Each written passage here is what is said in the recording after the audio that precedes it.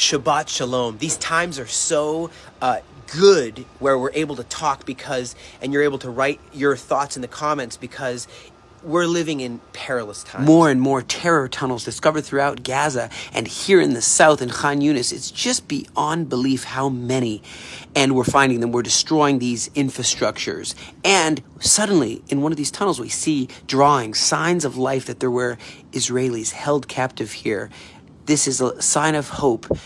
And in the midst of all this, airstrikes between Pakistan and Iran. What?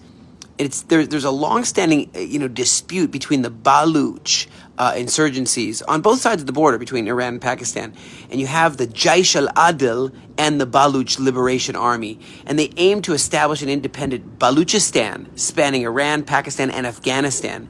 And this border is very porous, and there's tensions mounting, especially after people are getting assassinated in Iran. And so Pakistan goes and strikes targets in Iran, and Iran strikes back to attack the Islamic State, who blew that at that funeral, hundreds of people were hit at that funeral. And so the potential for further escalation is really, really here. And we see this happening right now. For Iran, these airstrikes allow Tehran to assert its willingness to take action and to confront these other characters that they might not have wanted to confront. However, Pakistan's strikes on Iran might have consequences. The Baluch Liberation Army has vowed retaliation, but now this could be a real multinational war. And at the same time, Europe, North American Treaty Organization, plans to mobilize 90,000 soldiers for the largest military exercise since the Second World War. It's going to be called Steadfast Defender. This is the largest, since the Cold War, largest exercise, and even saying, be prepared for potential war with Russia. It didn't start at the Holocaust.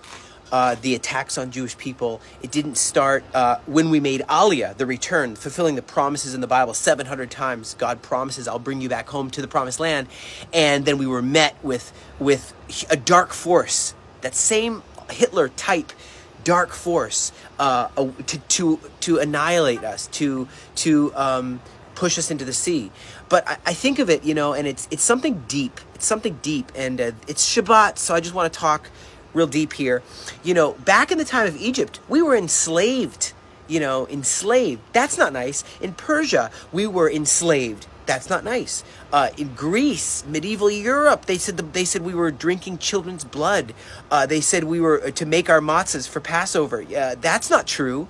That's a lie. They said the Black Plague, because we were washing, as the Bible told us to wash our hands, they didn't believe there was such a thing as germs. Back in the day, no one knew what germs were, but we were washing our hands. We weren't getting the Black Plague, and everyone was saying it's the Jews' fault. We poisoned everyone else's water. Forced conversion, a Spanish Inquisition. I'm just looking back. I'm thinking, and I'm saying the pogroms in Russia, late 19th century, early 20th century. In Russia, you had so many, also in Ukraine, waves of violent pogroms attacking Jewish people, killing, robbing.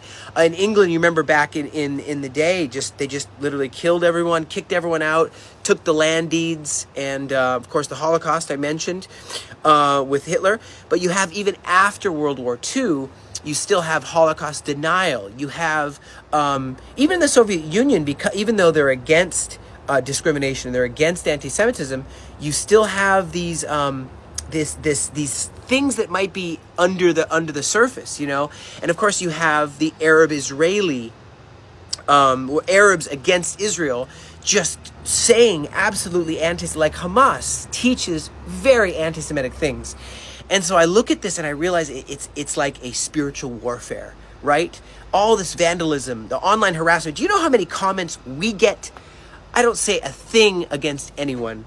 I just report on how we are protecting our homes here. And we get online harassment. People threaten to kill me, and it's horrible.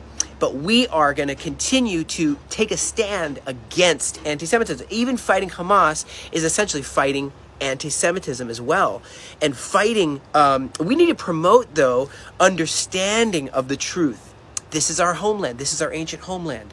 We are the people of the book, the people of the Bible. And now there's this thing coming out now, is, saying anti-Zionism or anti us having a homeland is actually not anti-Semitism. People are saying, oh no, it's just anti-Zionism. We're not anti-Semitic, we're just anti-Zionism. It's the same exact thing. And you could see that. You could see that because, and even people that say they're pro-Palestinian, wonderful. I'm pro all people. I want all people to be happy. I want all people to be, but we can't have vicious massacres happening, and that's just fine. It's not just fine. So here's what it is you ask people who say, oh, I'm not anti-Semitic, I'm just anti-Zionism. We're like, well, or they say we're pro-Palestinian. So I say, great. Well, do you want to go help some Palestinians in Syria? They're being so persecuted there. Do you want to go help some Palestinians over in Jordan? They're living in tents, not in beautiful mansions like in what was in Gaza before they started this war. So this is the thing, is the people say, no, I'm not interested in that. I'm only interested in hating Jewish people.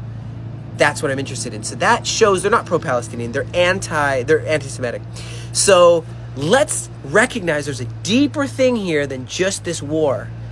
There is a spirit at work. So pray with me that God will give victory and understanding of where that spirit, that almost like Amalekite or Haman type spirit is at work.